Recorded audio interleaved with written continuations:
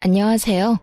얼마 전에 제가 정말로 배꼽 빠지는 일을 겪어서 그걸 다른 사람들과도 나누고 싶어서 이렇게 사연을 써봅니다. 이혼한 지 몇 년 됐는데 정말 오랜만에 전 남편과 시모를 만나고 얼마나 웃었는지 지금부터 그 이야기를 들려드릴게요.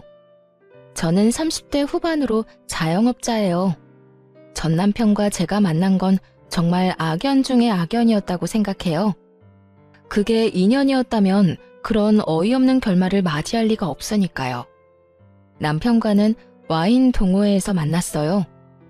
저는 제 일과 관련된 것 때문에 와인 동호회에서 가볍게 와인에 대해 알아보려 한 거고 남편은 뭐 좀 있어 보이니 가입한 것 같더라고요.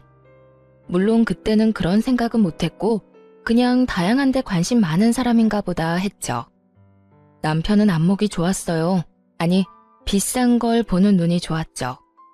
단순히 허영 때문이 아니라 중고등학교 다닐 때까지는 그래도 집안에 돈이 좀 있었대요. 그런데 건축업 경기가 안 좋았던 때가 있잖아요. 그때 다 망하고 힘들게 살았다고 하더군요. 그런 거 보면서 참 열심히 사는 것 같아 보여 마음이 갔죠. 저는 스스로 무언가를 이룰 수 있는 사람을 좋아하거든요. 제가 저 스스로 창업해서 가게를 세웠듯이 제 반려자도 그런 사람이었으면 좋겠다고 생각했거든요. 그렇게 저희는 가까워졌고 결혼 이야기도 오갔어요.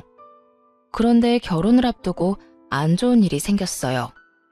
너 진짜로 우리 아들이랑 결혼할 거니? 우리 집이 아무리 망했다 해도 어떻게 급이 안 되는 너 같은 애랑 결혼을 시켜? 집안이 좋기를 하니 학력이 좋기를 하니 네가 양심이 있으면 우리 아들 놔줘야지. 이렇게 붙들고 있을 게 아니라. 결혼 전에는 그렇게 살갑게 굴며 교양 있어 보이던 깡마르고 왜소했던 시모는 결혼 이야기가 오가기 시작하자 노골적으로 저를 싫어하는 내색을 숨기지 않고 드러냈어요. 솔직히 기분이 정말 더럽고 짜증났죠. 이미 상견례까지 다 한 마당에 파토를 놓으려는 거예요. 그래서 어쩌고 싶으세요? 이미 상견례하고 날까지 받아놨는데 이렇게까지 마음에 안 드시면 그냥 제가 파혼해 드릴게요. 굳이 저도 매달릴 생각 없고요. 저는 그 자리에서 일어나 어깨에 가방부터 맸어요. 그리고 나가려고 했죠. 그랬더니 남편이 깜짝 놀라 제게 와서 손을 잡더군요. 그리고 시모가 그 모습을 보고 깜짝 놀라더라고요. 여태껏 제가 남편을 좋아해서 매달렸다고 생각했나 보더라고요. 그런데 사실 그렇지는 않았어요. 저는 결혼에 그다지 로망이 없는 여자였고 좋은 시기에 괜찮은 남자가 있어서 한다는 느낌밖에 없었거든요. 저기요, 갑자기 무슨 파혼이야. 우리 결혼하기로 했잖아. 엄마는 내가 설득시킬게. 어차피 엄마가 결혼하는 것도 아니고 결혼은 내가 하는 건데. 근데 부모님 반대하는 결혼해서 잘 되는 부부 못 봤어. 네가 부모님 설득시키던지 나를 놔주던지 둘 중에 하나 선택해. 그 말만 남기고 돌아섰죠. 그런데 저녁 내내 어떻게 시모를 구워 삶았는지 결국 그날 저녁에 찬성표를 받아왔더군요. 그렇지만 제 기분은 이미 상했고 결혼에 대한 생각도 반 정도는 날아갔어요. 그런데 남편이랑 살 건데 굳이 시모랑 안 좋다고 헤어질 필요 있나 싶기도 하더라고요. 오기도 생겼고요. 그래서 결국은 무사히 결혼을 하게 된 거죠. 적어도 이때 그런 거 다 포기하고 헤어졌더라면 제가 그런 치사하고 더러운 꼴은 안 보는 건데 말이죠. 생각이 짧았죠. 그렇게 결혼을 하기로 결정이 된 상태에서도 시모는 여전히 저를 탐탁지 않게 보더군요. 자기가 생각한 틀이 있는데 거기에 맞지 않는다고 생각하니 모든 게 마음에 안 들어 보였겠죠. 그렇게 모든 것이 엉망인 채로 결혼식 날이 다가왔어요. 기분은 싱숭생숭했어요. 좋다가도 기분이 다운되고 기분 나빴다가도 곧 좋아지는 상황의 연속이었어요. 그런데 시모가 결국은 결혼식장에서 친정어머니에게 기분 나쁜 티를 내더군요. 그것도 아주 무식하고 예의 없는 단순한 방식으로요. 친정엄마가 생글생글 웃으며 시모와 인사를 나누려고 가까이 다가갔을 때였어요. 아직 하객들은 오지 않는 준비 시간이었는데 시모가 그런 친정어머니를 위아래로 훑어보더니 한숨을 푹 쉬더군요. 친정어머니도 어느 정도 사정은 알고 있었지만 그래도 끝내는 찬성해줬으니 좋은 마음으로 인사를 건네려고 다가간 거였어요. 사부인, 안녕하세요. 잘 지내셨죠? 그쪽 눈에는 내가 지금 잘 지내 보여요? 얼굴에 주름지고 표정 완전히 간 건 안 보여요? 네? 웃는 얼굴에 침 뱉기도 어려운 법인데 시모는 그 어려운 걸 참 쉽게도 하더군요. 몰라서 묻는 거예요? 아니면 알고도 사람 속 뒤집어 놓으려고 묻는 거예요? 지금 딱 봐도 기분 나빠 보이지 않아요? 그쪽은 즐겁겠죠. 우리 아들만한 사위도 또 없으니까. 그런데 나는요, 며느리 될 애가 너무너무 마음에 안 들어요. 집안이 좋기를 하나, 학력이 좋기를 하나, 그렇다고 키만 몰대같이 크고 덩치도 크고 예쁜 구석이 하나도 없어요. 어디 내놓기도 부끄럽고 며느리라고 말하고 다니기도 부끄러울 지경인데. 제가 화가 나서 나서려는데 그때 친정엄마가 저를 막아섰어요. 그리고는 곱게 화장된 얼굴로 교양 있게 웃고는 시모에게 말하더라고요. 그렇게 생각하셨다니까 다행이네요. 뭐가 다행이에요? 내 말 못 들었어요? 아니요, 잘 들었으니까 하는 말이죠. 왜냐면 부끄럽기는 저희도 피차일반이라서요. 그런데 사부인께서는 참 용감하시기도 하네요. 그런 말 입 밖으로 내는 게 아무래도 부담스러우실 텐데. 그런 기색도 없이 생각나는 대로 말하는 거 보니 역시 대단하신 분이네요. 저 같으면 제 얼굴에 침 뱉는 짓은 안 하고 싶으실 텐데. 하긴 이미 더러운데 더러운 거 좀 더 묻는다고 더럽지 않은 게 되지는 않죠. 저는 친정엄마의 그 말에 속으로 터지려는 웃음을 막았고 시모는 그게 무슨 말인지 이해를 못하더군요. 그게 무슨 말이에요? 누가 더럽다는 거예요? 무슨 말을 해도 이렇게 빙빙 돌려서. 어머, 기분 상하셨어요? 이상하네요.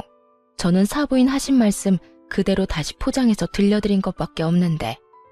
그럼 못 알아듣는 사부인을 위해 정리해드릴게요. 제 딸 모자라다고 핍박하기 전에 당신 자식부터 보라는 말이었죠. 아니, 우리 아들이 뭐가 모자란데요? 지금이야 우리 가세가 좀 기울어서 그렇지. 우리 아들 내가 뭐든 고급으로 키웠어요. 시장 바닥에서 굴러먹던 인간들이 키우던 애랑은 차원이 다르다고요. 어릴 때 고급으로 키우면 뭐해요? 지금 그래서 우리 사위가 고급인가요? 이상하죠? 돈도 제 딸이 더 많이 벌고 결혼식 끝내고 돌아갈 신혼집도 제 딸이 결혼 전에 이미 사놓은 집인데 그 고급으로 키운 값은 언제쯤 볼 수 있나요? 사실 결혼 당시에 제가 이미 집이 있었기에 남편은 몸만 들어오면 되는 상황이었거든요. 이럴 때 돈이라도 보태주면 좋은데 남편이 모아둔 돈도 없어서 그냥 결혼하게 된 거죠. 친정어머니는 그걸 마음에 두고 있던 모양이었어요. 하지만 제 능력이 있어서 그렇게 하는 거고 제가 무리해서 해가는 게 아니라서 그나마 이해해 주신 거고요. 아무것도 안 해오는 사위를 웃는 얼굴로 탓하는 친정어머니를 보고는 시모도 더 이상은 할 말이 없었던 모양이에요. 뭐 팩트로 까면 할 수 있는 말이 없기는 하죠. 시모는 자기에게 불리한 상황이라 느꼈는지 저와 친정어머니를 한 번씩 째려보더니 휙 하고 먼저 나가버리더군요. 뭐 잘난 게 있다고 콧대가 저렇게 높아? 사돈지간에 교양도 없이. 내 딸이 훨씬 아깝다 이 양반아. 친정엄마는 시모가 나가고 한 바가지 욕을 퍼붓더군요. 감정이 많이 상하셨더라고요. 엄마, 진정해. 어차피 시어머니랑 사는 것도 아니고 남편이 나한테 잘해주니까 괜찮아. 그 사람이 저 반대해도 결혼하겠다고 강행했으니 알아서 방패막이 잘해주겠지. 저는 언제나처럼 남편을 믿고 있었어요. 결혼식은 무사하게 끝났지만 양가 부모님들의 감정은 정말 최악으로 치닫고 있었어요. 앞으로 두 가족이 함께 볼 일은 없겠구나 하는 생각이 들었죠. 저는 결혼식이 끝나고 남편과 같이 살게 되면 시댁과의 교류는 거의 없을 거라고 생각했어요. 저도 시모도 서로 안 좋아하고 별로 가까이 하고 싶어 하지 않는데 굳이 만나야 할 일이 있을까 싶었거든요. 그런데 웬걸? 시모는 무슨 일이 있을 때마다 저를 불렀어요. 시댁에 크고 작은 행사 있을 때 있잖아요. 친척 누가 결혼을 한다거나 장례식장에 가야 한다거나 혹은 하다못해 복날, 동짓날 같은 날에도 꼭 부르더군요. 그런데 시댁에 가는 건 크게 신경 쓰이는 일이 아니었어요. 매번 밥 먹을 때만 빈정이 상해서 그렇죠. 일하는 걸 매번 시켰냐고요? 아니요. 저한테 손도 못 대게 하셨어요. 주방도 못 오게 했죠.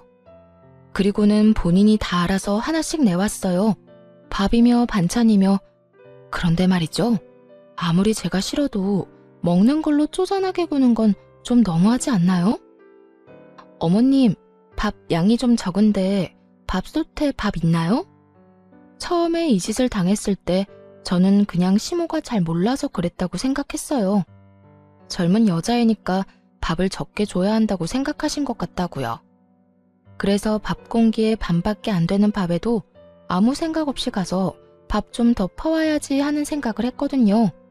그런데 시모가 천연덕스럽게 그러더군요. 예, 밥솥에 밥 없어. 그 밥이 다야. 많이 먹으면 속 부대끼고 힘드니까 오늘은 그만 먹거라. 처음에는 밥을 적게 해서 그런가 보다 했거든요.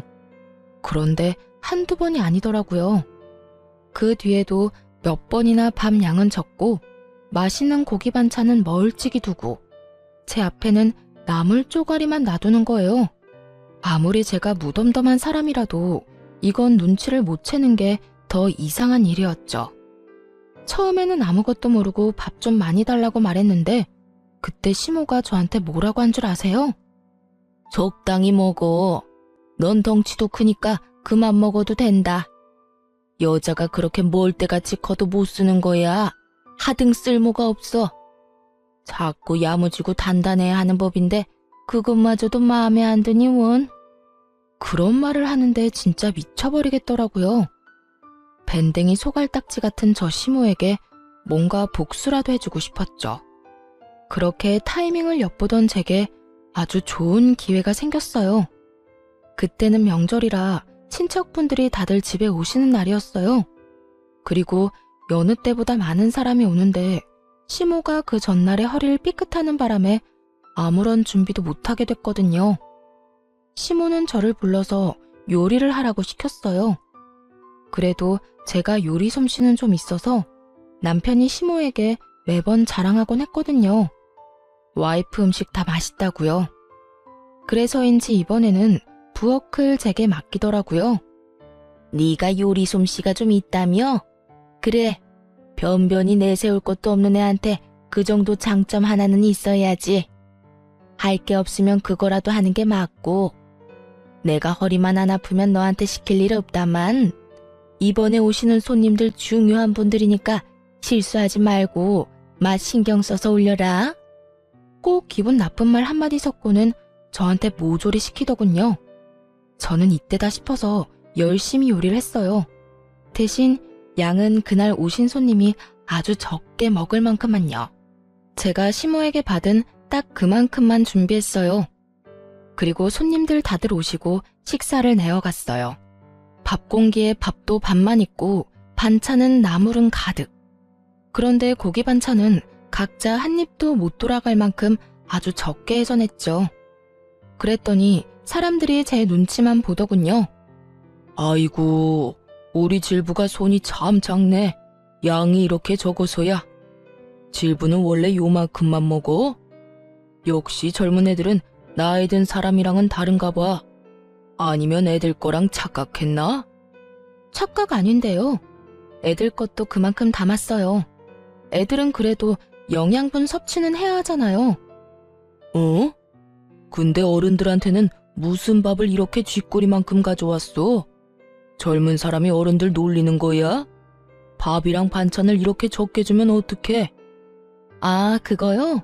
제가 설마 어른들 놀리려고 이러는 거겠어요? 이상하게 어머님이 저 시댁 올 때마다 밥을 딱 그만큼만 주셨거든요. 더 달라고 하면 속 부대끼고 몸에 안 좋으니까 그만 먹으라고 하시면서요. 근데 저 빼고 다른 가족들은 다 밥 한 공기 든든하게 드시길래 손님한테만 건강 생각해서 밥 적게 주는 게 이 집안 가풍이구나 하고 생각했거든요. 그래서 저도 어머님이 저한테 하신 것처럼 딱 그렇게 드렸는데 마음에 안 드시나 보네요. 어쩌죠, 어머님? 저는 최대한 생글생글 속없이 웃어 보이며 시모 속 끓는 소리를 해댔고 그 말에 더 열이 받은 건 시부 쪽이었어요. 벌겋게 달아오른 시부와 그런 시부를 보고 오들오들 떠는 시모를 보며 저는 속으로 너무 통쾌함을 느끼고 있었어요. 아니, 내가 언제 너한테 그랬다고 이러니? 네? 아버님이랑 남편도 다 듣고 있었는데 그럼 제가 거짓말이나 하는 사람이라고 하시는 거예요? 이상하네요. 설마 제가 모르는 가풍이 또 있었나요? 어머님이 저한테 그런 거 가르쳐주지 않아서 잘 모르겠어요. 아무것도 모르는 놈이 이기는 거예요. 게다가 그걸 알려줘야 할 사람이 제대로 일을 안 하면 그 화살은 모두 그 사람에게 돌아가는 거고요. 손님들이 그 밥을 앞에 두고 고사라도 지내는 듯 눈치만 보고 아무도 밥 숟가락을 들 생각도 안 하더군요. 아이고, 질부가 속이 많이 상했나 보네. 형수, 아무리 그래도 애 밥은 좀 잘 챙겨줘야지. 그런 오해를 하게 만들면 어쩌란 말이오. 우리 집안 사람들이 다 쪼잔하고 손님 대접할 줄도 모르는 사람이라고 생각하겠네. 그러니까요. 형님, 먹는 걸로는 이러지 맙시다. 그것도 며느리고 평생 안 볼 거면 모를까. 평생을 얼굴 마주치면서 살아야 하는데. 그리고 요즘 며느리들 얼마나 무서운지 알지요? 이러다가 늙고 병들면 어쩌려고 이래요. 좋은 게 좋은 거니까 너무 사람 혼내지 말고 좀 잘 대해줘요. 시집 온 지 얼마 안 된 며느리한테 쪼잔하게 밥 가지고 장난을 치셨대요. 다들 한 소리를 하는데 시모 얼굴이 부들부들 떨리더군요. 자기가 여태 저한테 한 짓을 이런 식으로 돌려받을 줄 상상도 못했나 보더라고요. 하긴 상상이라도 했으면 저한테 그런 짓을 할 리가 없었겠죠. 저는 여전히 모르쇠로 일관하고 있었고 이 일에 대답을 해야 하는 건 시모와 시부였죠. 제가 말 한두 마디 더 보태면 분위기 박살나는 걸 테니까요. 당신 도대체 무슨 짓 한 거야? 집안 망신을 혼자 다 시키고 있어. 당신이 속 좁게 쪼잔하게 굴면서 며느리 괴롭히는 거 꼭 이렇게 다른 가족들이 다 알아야겠어. 그럼 사람들이 우리를 어떻게 보겠냐고. 다음 망에서 엎어지고는 베풀 줄도 모르고 지 생각만 하는 이기적인 인간으로 비춰질 거 아니야. 생각이라는 게 있는 거야 없는 거야? 꼭 내 얼굴에 먹칠을 해야겠어. 그게 왜 내 잘못이에요? 밥이며 반찬이며 내온 건 며느리인데 왜 내가 욕을 먹냐고요? 며느리가 당신이 하는 짓을 보고 그대로 배워서 하는 거잖아. 도대체 얼마나 먹는 걸로 치사하고 집요하게 굴었으면 며느리가 그걸 가풍으로 생각하겠냐고. 그리고 며느리 하는 일에 시어머니가 욕먹는 거는 당연한 거 아니야? 당신이 어른이잖아, 어른. 가르치고 우리 집 사람으로 만들어도 모자랄 판에 매번 그런 식으로 못됐게 구니 며느리가 당신의 뭘 보고 배우겠소? 제가 뭘 그렇게 잘못했는데요? 내가 그렇게 굴 때 당신이라고 뭐 며느리한테 좋은 말 해준 적이 있어요? 다들 모르는 척 눈 감고 있어놓고 왜 나한테만 이래요? 그렇게 저는 손 안 대고 코 시원하게 풀어냈죠. 결국 식사 자리는 파토가 났고 손님들은 식사를 하지도 못하고 밖에서 먹고 오겠다며 나가버렸죠. 근데 그 사람들 틈에 남편도 섞여 나가더군요. 이 집안에서 일어날 분란 따위 자기랑은 상관없는 일인 것처럼요. 하긴 남편이라고 몰랐겠어요. 알면서도 귀찮고 성가실 것 같으니까 입도 안 뗀 거겠죠. 진짜 웃기지도 않는 가족들이었어요. 그렇게 시모와 시부가 싸우고 저는 그걸 구경하고 있었어요. 시부는 절대 저한테 뭐라고 하지 않았거든요. 그게 뭐 때문인지는 모르겠지만 시모만 죽어난 거죠. 결국 그 일이 있고 난 뒤에 시모는 저를 죽일 듯이 노려보더라고요. 그래서 저는 모르는 척 웃어줬어요. 그랬더니 속이 더 뒤집어지는지 한숨을 내리 10번도 더 내쉬더군요. 그러게 왜 처음부터 얌전한 사람을 건드리냐고요. 그것도 치사하게 먹는 거 가지고. 그날 이후로는 시모가 주는 밥은 보봉밥으로 변했어요. 적어도 음식으로 장난치는 일은 사라졌죠. 불편한 사이가 됐지만 한 번은 거쳐야 할 일이라고 생각했거든요. 싸우면 오히려 편해지는 경우도 있으니까요. 서로 안 맞다 싶으면 그냥 싸우고 서로 안 보면 그만인 거예요. 그렇게 저와 시모는 차근차근히 멀어지고 있었어요. 시모가 가만히 있을 거라고 생각하지는 않았는데 다시 저한테 시비를 걸 거라고는 생각은 안 했거든요. 그런데 다른 쪽으로 저를 내치려고 준비 중이었더라고요. 가족들 앞에서 수치를 당하고 망신을 당한 날 이후부터 바깥 생활을 못하고 있다고 들었거든요.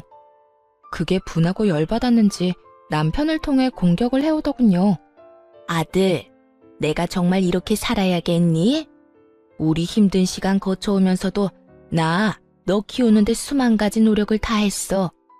그런데 네가 데려온 저 여자가 나를 구박하고 핍박하고 저번에 식사 자리에서 그런 것도 일부러 나한테 욕먹이려고 그런 게 틀림이 없어. 저 큰 덩치로 사람을 못 살게 구는데 이 엄마는 이제 더 이상 쟤를 며느리라고 생각할 수가 없어. 너도 봤잖니? 네 아버지한테 억울한 욕 먹고 있는데도 자기는 나 몰라라 하고 있던 거. 아들아, 너라도 내 마음 좀 알아줘, 응? 세상에 여자가 없니? 저 애보다 훨씬 괜찮고 좋은 여자 널리고 널렸어. 네가 고작 저런 여자한테 홀려서 결혼한 것도 마음에 안 드는데 여기서 저 여자 편들면 엄마 진짜 억장이 무너져. 시모가 눈물을 흘리며 하는 하소연에 저는 그저 어이가 없었어요. 제가 시모를 때릴 일도 없고 구박하고 핍박할 일은 더더욱 없었죠. 오히려 시모가 저를 그렇게 대한 것이 태반인데 그런 시모가 저런 말을 하니. 하지만 식사 자리에서 일부러 욕먹이려고 한 건 제 의도가 맞긴 했죠. 저는 남편이 그런 헛소리에 넘어갈 거라고는 생각도 안 했어요. 그런데 제 예상이 완전 보기 좋게 박살났죠. 내가 저번에 가족들 왔을 때도 생각했는데 당신 좀 너무한 거 아니야? 우리 엄마가 너한테 좀 서운하게 했기로써니 그런 식으로 사람 많은 데서 우리 엄마를 욕보일 수가 있어? 그 이야기를 듣는데 이성에 빠직하고 금 가는 소리가 환청처럼 들리더군요. 이게 뚫린 입이라고 함부로 말을 하더라고요. 좀 서운하게 해? 매번 올 때마다 밥으로 치사하게 구는데 그게 어떻게 좀 서운이야. 그리고 말은 똑바로 해야지. 내가 당신 엄마를 욕보인 게 아니라 당신 엄마가 나를 핍박한 거잖아. 너도 알잖아. 내가 시댁에서 어떤 취급받는지. 그래도 네가 시댁에 오래 있지 않으려고 하고 용건만 끝나면 집으로 빨리 돌아오려고 했기 때문에 그딴 거지 같은 짓도 참아낼 수 있었던 거야. 마누라가 그런 치사한 짓 당하고 있는데 지는 혼자 옆에서 밥을 2그릇이나 처먹으면서 본 척도 들리는 척도 안 하던 주제에 뭐? 야, 가해자나 방관자나 피해자한테는 똑같거든? 그럼 그때 이야기하지 그랬어. 그리고 나한테만 밥 적게 주는 게 거짓말이었어? 없던 일이고 다 내가 지어낸 일이었냐? 너나 어머님이나 나한테 할 말 있기는 해? 너 진짜? 감정이 다분히 섞인 제 말투에 남편 놈이 화를 내려는데 시모가 말리더라고요. 그러더니 뭐라는 줄 아세요? 그래, 며느리 네 말이 다 맞다. 그렇지만 나도 그것 때문에 너랑 우리 아들 사이 반대하는 것만은 아니야. 너희 결혼한 지 벌써 4년이야. 그런데 애가 안 생기지 않니? 우리한테 애가 얼마나 중요한데. 아들, 내가 그냥 하는 말이 아니야. 애도 못 낳는 애 데리고 언제까지 이렇게 살래? 그러지 말고 적당히 정리해, 응? 이 엄마는 매일매일 그때 생각나면 트라우마가 막 생길 것 같고 수치스럽고 죽고 싶고 그래, 응? 어머님은 연기자 하셔도 되겠어요. 어쩜 이렇게 연기를 잘하시는지. 뭐 수치스러운 일이긴 했죠. 그런데 그게 수치스러운 일인 줄 알았으면 애초에 그런 수치스러운 일을 안 하면 됐을 일이잖아요. 일을 이렇게 만든 건 어머님인데 왜 저한테 모든 화살을 돌리는지 모르겠네요. 아, 이게 바로 그 말로만 듣던 피해자 코스프레인가요? 가해자가 피해자인 척 울고 불고 피해자한테 다 뒤집어 씌워서? 빈정대는 제 말투에 남편 놈이 눈이 뒤집어져서는 저한테 막말을 내뱉더군요. 야, 너 말 조심 안 해? 뭐 이렇게 경우 없고 예의 없는 인간이 다 있어? 네가 이런 인간인 줄 알았으면 나도 너랑 결혼 안 했어. 게다가 어른 말씀하시는데 뭐? 넌 뭐가 그렇게 잘났는데? 뭐가 그렇게 잘나서 우리 집안을 무시하냐고. 내가 잘나서 무시하는 게 아니라 지금 하는 짓이 무시할 만해서 무시하는 거잖아. 그러는 넌 뭐가 잘났어?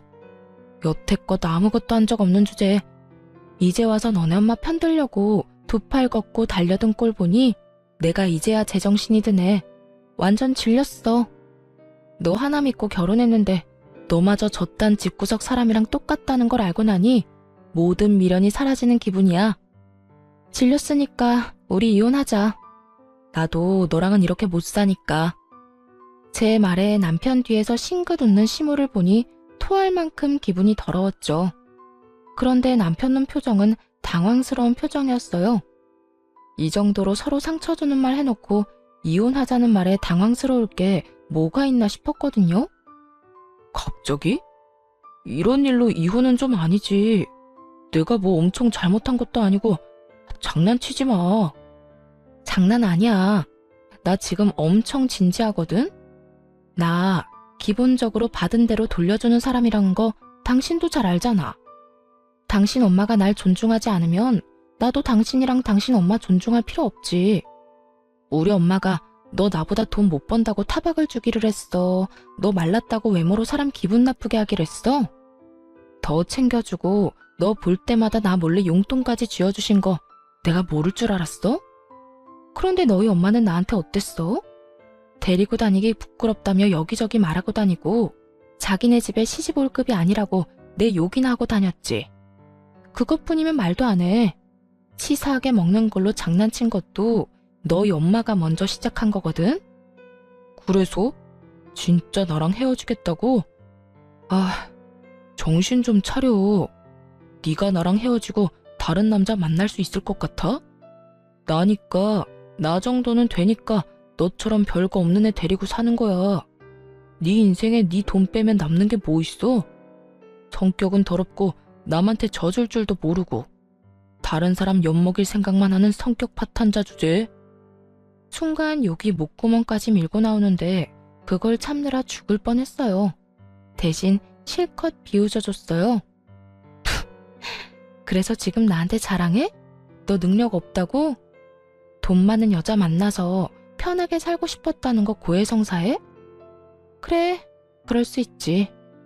얼마나 자기 능력에 자신이 없으면 마누라를 능력 보고 선택하겠어? 뭐 이제라도 인정했으니 더 할 말은 없겠다. 그치? 하긴 맨날 급이 안 맞니 어쩌니 하지만 솔직히 너희 집이 뭐가 대단한데? 예전에 돈 많이 벌었다고 지금도 그래? 옛날 감성에 젖어가지고 사람을 자기 밑으로 내려보는 당신네 가족들이 한심해서 내가 너랑 못 살겠다는 거야. 너 말 다 했어? 그래, 이혼해. 이혼하자면 누가 무서워할 줄 알고? 그렇게 말은 했지만 남편놈 얼굴에는 불안이 가득했어요. 열받아서 말을 꺼냈는데 자기가 이뤄야 할 것들이 이제 슬슬 눈에 보이는가 보더라고요. 저랑 결혼하면서 누릴 수 있었던 것들이었으니 불안하기도 하겠죠. 그렇지만 이미 입 밖으로 꺼낸 말을 주워 담을 수도 없잖아요. 그런데 그 와중에도 시모는 싱글벙글 웃고 있더군요. 아들이 이제부터 어떤 꼴로 살지는 예상도 못하고 그저 며느리 치웠다는 생각에 즐거워하는 것 같았어요. 그렇게 이혼하게 됐어요. 5년도 안 되는 결혼 생활, 결혼 전부터 가지고 있던 내 집, 시모의 노골적인 괴롭힘, 이런 것들 덕분에 저는 소송에서 유리한 위치로 남편 놈을 탈탈 털어낼 수 있었죠. 얼마 되지도 않는 짐 챙겨서 시댁 가는 거 볼 때는 얼마나 고소한지 웃음이 다 나더군요. 그리고 집에 온 아들을 보며 당황한 시모가 저에게 전화했을 때도요. 야, 왜 우리 아들 쫓아내? 아니, 아들이 나올 게 아니라 그 집도 재산 분할해야 하는 거 아니야? 결혼 전에 들고 온 재산은 재산 분할 거의 안 돼요. 특유 재산이라고 하더라고요. 그리고 결혼 기간이 5년도 안 돼서 이 집에 대한 기여도 측정의 어려움도 있고요. 뭐 제 입으로 말하기 입만 아프고 설명해도 못 알아들으실 것 같으니까 본인들 변호사한테 물어보세요. 그러면 빠르고 정확하게 왜 그 사람이 소송해서 졌는지 알려줄 거예요. 하긴 집안에 뭐 도움되는 일을 했어야 말이죠. 돈만 축내는 주제에 눈만 더럽게 높아가지고 욕심은 또 얼마나 많은지. 지 돈은 안 쓰고 매번 마누라 돈만 쓰려고 하는 꼴을 재판에서 다 보거든요. 그렇게 이혼 원한다더니 속 시원하죠? 저도 속 시원해요. 집에 살던 거머리 하나 떼어낸 기분에 앞으로 그 거머리 속으로 안 들어가도 된다고 생각하니까. 거머리? 너 지금 우리 아들한테 거머리라고? 그럼 거머리가 아니면 뭔데요? 이제 남남이니까 이런 식으로 전화해서 사람 속 긁지 마시고 변호사 통해서 알아보세요. 앞으로 연락하지 마시고요. 역시 끊어내야 마음이 편한 일이 있더군요. 그렇게 이혼하고 저는 새로운 삶을 살게 됐어요. 매번 덩치 크다는 시모 말에 살도 좀 더 빼고 일도 공격적으로 했어요. 이때는 그런 생각을 했거든요. 영원할 줄 알았던 결혼 생활이 무너지니 남자는 곁을 지켜줄 수 있는 존재가 아니라고요. 내 곁을 지켜줄 건 돈밖에 없다는 생각으로 미친 듯이 일만 했던 것 같아요. 그러다 이혼 2년 만에 새로운 사람과 미래를 도모하게 됐고 결국 재혼을 하게 됐어요. 상대방도 재혼이었거든요. 직업은 동네 한의사로 금슬이 좋아 재혼한 지 1년 만에 아이까지 낳아버렸죠. 그날은 친정엄마 생신이라 아이와 친정 부모님을 데리고 퇴근하지 못한 남편을 기다리려 남편 직장에 가게 된 상황이었어요. 평소처럼 한의원 안으로 들어서는데 마지막 시간이라 사람들이 많지는 않았어요.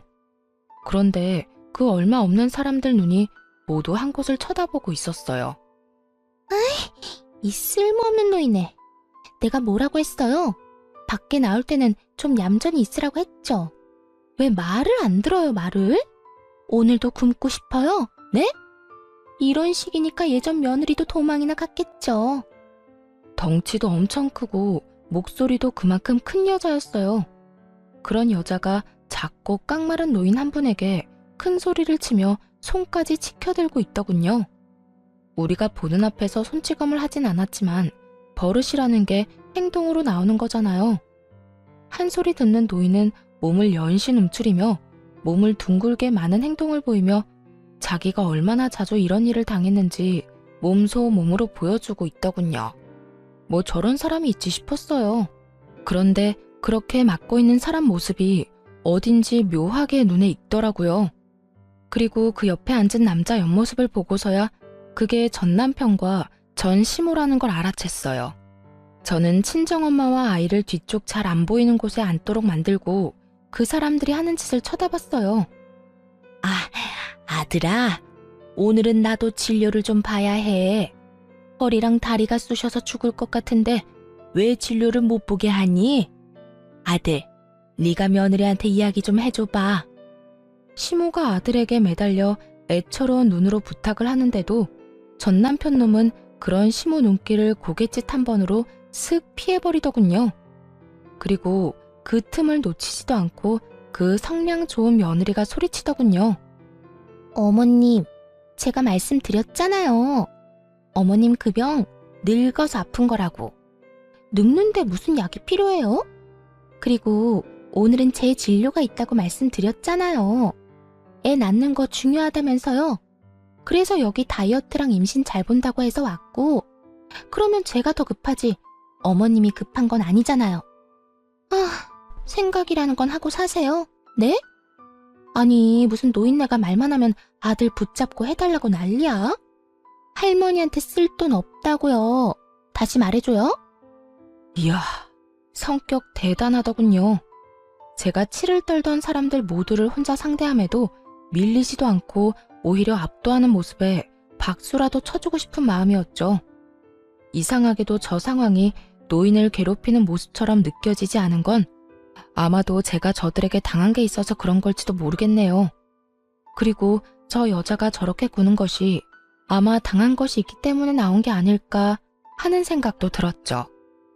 아니, 그러니까 오늘은 제발 진료라도 한번 봐주게 하면 안 되겠니? 기어 들어가는 목소리로 며느리에게 말하는 시모는 거의 기도 못 펴고 말도 제대로 못 하더군요. 안 된다고요. 말 못 알아들어요? 아니면 귀 먹었어요? 제가 아까 말했잖아요. 그렇게 진료받고 싶으면 돈이라도 벌어오던가 아니면 아들한테 돈 벌어오게 하던가. 맨입으로 왜 자꾸 남의 돈 빼먹으려고 그래요? 나한테 뭐 돈 맡겨놨어요? 밥벌어지 같은 인간들이. 말하는 걸로 봐서는 전 남편은 직장을 그만둔 것처럼 보이더군요. 여자 쪽이 경제권을 더 쥐고 있어 보였어요. 하긴 입고 있는 것만 해도 그랬죠. 며느리라는 여자는 눈살 찌푸릴 정도로 명품 도배를 한 상황인데 시모는 제가 몇 년 전에 봤던 옷들을 여전히 입고 있었거든요. 게다가 관리도 제대로 안 되는지 다 쭈그라게 돼서 정말 보기 안타까울 정도의 수준이었거든요. 게다가 며느리가 한 번 큰 소리 내자 움찔하며 어깨를 움츠리는 모습을 보니 한두 번 당한 건 아닌 것 같았어요. 게다가 시모 움직임에 그 며느리도 같이 반응하더군요. 시모가 자리에서 일어나자 며느리가 시모 팔을 확 붙잡아 당겨 강제로 앉히더군요. 어디 가세요? 가만히 있으란 말 못 들었어요? 예, 화장실 좀 가려고 그런다. 그래서 제가 귀찮게 하지 마시고 기저귀 차라고 했죠. 밖에 나올 때마다 1시간에 한 번씩 화장실 간다고 하면 어머님 같으면 기분 좋겠어요? 다 늙어빠진 노인을 데리고 다니는 것도 속상한데. 당신은 뭐 하는 거야? 돈도 못 버는 주제에 앉아서 꿀 빨려고? 당장 같이 화장실 갔다 와.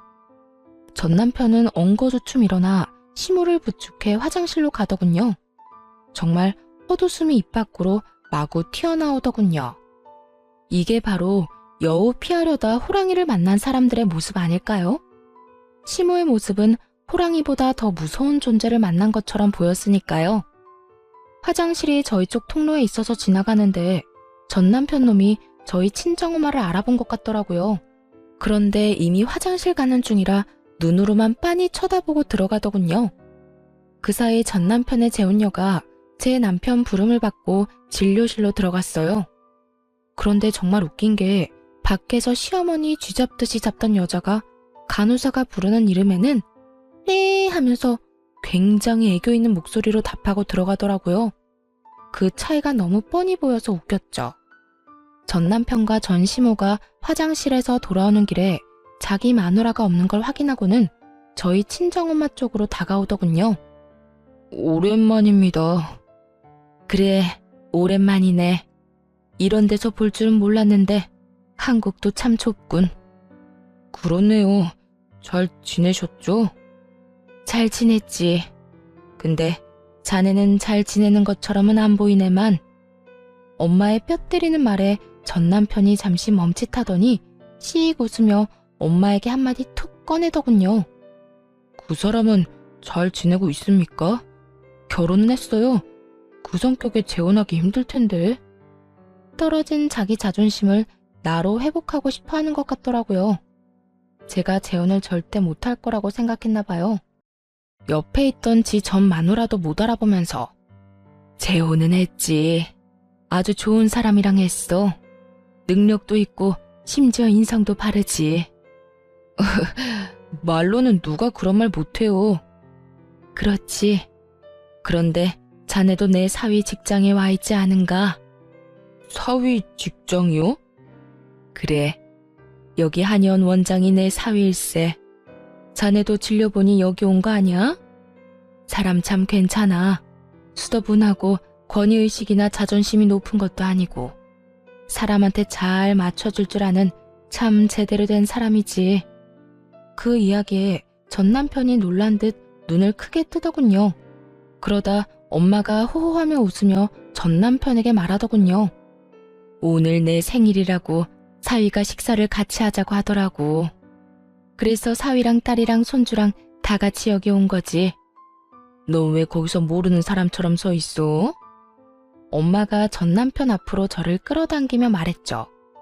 둘은 귀신이라도 본 것처럼 깜짝 놀라더군요.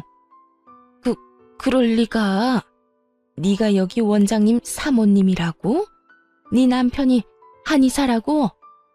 네, 제 남편이 여기 원장이에요. 오랜만이네요. 반갑다고 하기에는 좀 그렇네요. 잘 못 지내시는 것 같아서. 당신이 재혼을 했다고? 응. 당신이랑 당신 어머니가 나한테 준 충격요법이 꽤나 도움이 된 모양이야. 그래서 고맙다는 말은 한번 해주고 싶었어. 여기 있는 두 사람 덕분에 똥 차버리고 좋은 차 타게 됐잖아. 게다가 애도 낳고 잘 살고 있고. 그때는 애가 안 생기는 게 참 답답했는데 지금 생각하면 그게 운명이었던 거지. 애 낳고 이혼했었어 봐. 얼마나 복잡했겠어? 그리고 재혼하는 것도 힘들었겠지. 근데 당신 와이프는 애 낳으려고 한의원 찾았나 봐. 참 이상하다. 나도 그렇고 저 여자도 그렇고 애 안 생기는 거 보면 딱히 여자 문제만도 아닌 것 같은데. 뭐 내가 신경 쓸 건 아니지. 난 이제 애가 있으니까. 뭐? 똥차? 너 지금 나한테 똥차라고 했어? 그리고 은근히 지금 사람을 고자로 몰아가는 거야. 응, 그럼 아니야? 너 여자 능력 보고 결혼하는 무능력자잖아. 내가 너한테 헌신하는 동안 너는 내 등골 빼먹으려고 했고, 똥차라기보다는 거머리인가? 뭐 거기서 거기겠지만. 그리고 충고하는데 당신도 비뇨기과 진료 한번 봐. 내 생각엔 여자 둘이 모두 자연 임신을 못 시키는 건 분명히 생식 능력에 문제 있는 거라니까. 근데 그런 거면 당신 지금 와이프한테 잘해야겠다. 경제적인 능력도 꽝인데 그 능력도 꽝이면 당신 마누라는 도대체 무슨 재미로 산다니? 제 말에 전 남편 놈이 부들부들 떨며 노려보더라고요. 싹 무시하고 시모 얼굴 보며 말을 이어갔어요. 아, 그리고 당신 어머님은 내가 있던 때보다 더 잘 사는 것 같아서 보기 좋네. 하긴 나랑 안 맞아서 스트레스 많이 받으셨으니까. 새로 들인 며느리는 좋은 사람 들였겠죠. 그렇잖아도 저랑 저 사람 떼어놓을 때는 저 말고 세상에 좋은 여자 많다고 하셨잖아요. 어때요? 두 번째 며느리는 잘 맞으시죠?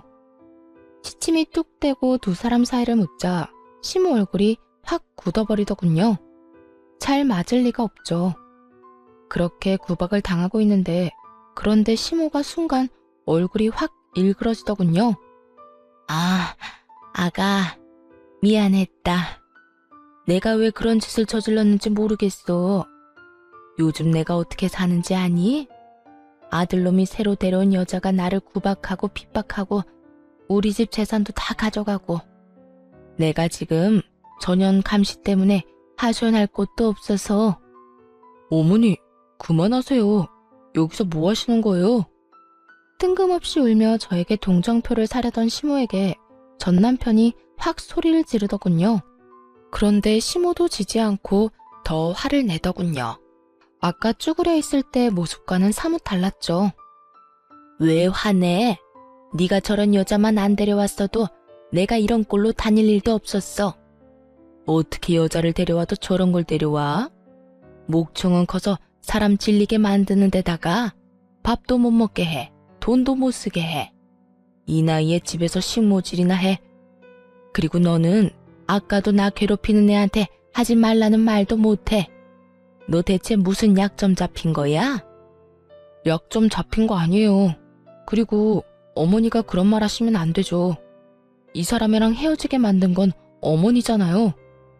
그래놓고 이제 와서 다른 소리 하시면 어떡하냐고요. 엄마 노망 났어요? 진짜 치매라도 걸린 거예요? 자기가 한 짓은 다 있고 지금 내 탓하는 거냐고요. 너도 나 치매로 몰아갈 거냐? 네 마누라가 나 요양원에 쳐넣으려고 밑밥 가는 거 내가 모를 줄 알았어? 너도 알고 있었지? 그리고 내가 이럴 줄 알기나 했어?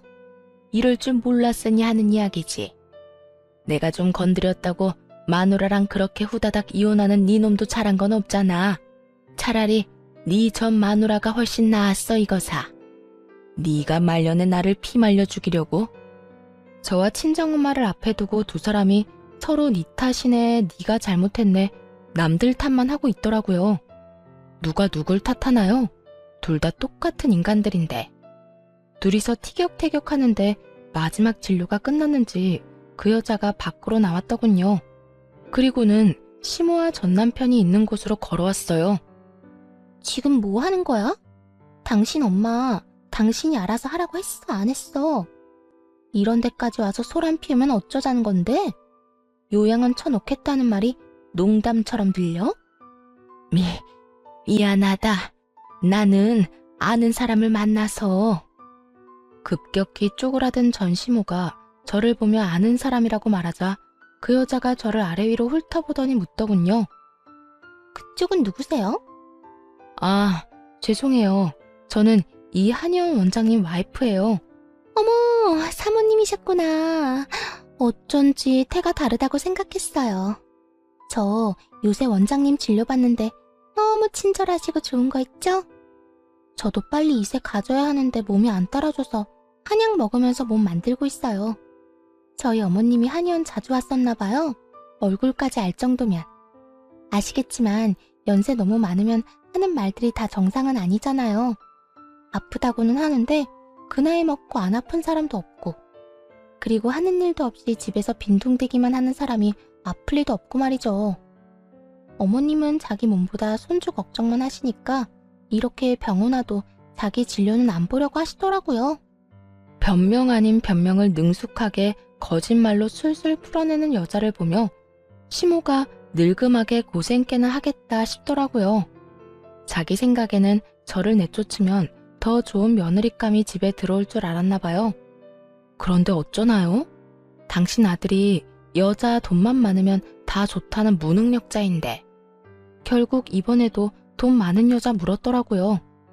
대신 저보다 더 기골이 장대하고 손도 소뚜껑처럼 커서 맞으면 아플 것 같은 여자를요. 여보, 뭐해? 가자. 여기서 이러고 있을 시간 없어. 시간이 없기는? 너 시간 많이 남잖아. 일도 그만두고 밥이나 축내는 게 나 사모님이랑 이야기하는 거 안 보여? 남편을 앞에 두고도 더 큰 존재감을 뽐내는 전 남편의 와이프를 보며 제가 말했어요. 두 분 참 잘 어울리시는 것 같아요. 보기 좋아 보여요. 어르신도 잘 모시고. 남편분이 복 받으셨나 보네요. 해실해실 웃으며 전 남편과 시모를 향해 싱긋 웃어 보였어요. 꼴 좋다고 말하는 걸 찰떡같이 알아들은 두 사람은 표정이 썩어갔고 그 앞에서 아무것도 모르는 전 남편 와이프는 웃으며 손사래를 치며 말하더군요. 어머, 사모님, 진짜 말 너무 예쁘게 하신다. 사모님이야말로 원장님이랑 너무 잘 어울려요. 그렇게 인사치레 말 한마디 건네고 세 사람이 마지막으로 한의원 밖으로 빠져나갔어요. 그리고 그 뒤에 남은 저와 친정엄마는 배꼽 빠지게 웃었죠. 예, 내가 속이 다 시원해. 어쩜 너희 예전 시어머니 어쩌냐? 저기에 비하면 너는 완전 순둥이였는데. 나 버리려고 할 때는 미래 같은 거 몰랐겠지. 뭐 자기 무덤 자기가 판 거지. 저런 사람인 거 모르고 결혼했겠어? 딱 봐도 여자 돈 많아 보이던데. 또 돈 많은 여자 잡는다는 게 이번에는 더 독한 사람 고르는 바람에 저렇게 됐을 테니 말이야. 사람 앞길 참 모르는 일이야. 그 고약한 사람이 저렇게 구박받으면서 살 줄이야. 정말 너무 웃겼거든요. 저 이혼시키려고 없는 이야기 지어 만들 때 자기가 구박당하고 핍박당했다고 했었잖아요. 그런데 지금 그 말 그대로 당하고 있는 꼴을 보니 말이 씨가 됐다는 말이 떠올랐거든요. 자기 미래가 저렇게 될 줄 알았겠어요? 아마도 나오는 대로 아무렇게나 짓거렸겠죠. 그런데 그게 저 사람의 미래가 됐으니 정말 세상 참 신기한 일도 다 있더군요. 몇 년 만에 오랜만에 만난 전 남편과 전 시모의 이야기. 재미있게 들으셨을지 모르겠네요. 제 생활이 요즘 안정적이고 편안하다 보니 이제는 이 사람들 이야기도 그저 웃으며 넘기는 일이 됐네요. 얼마 전 겪은 이 배꼽 빠지는 일을 다른 사람들과도 나누고 싶어 사연을 썼어요.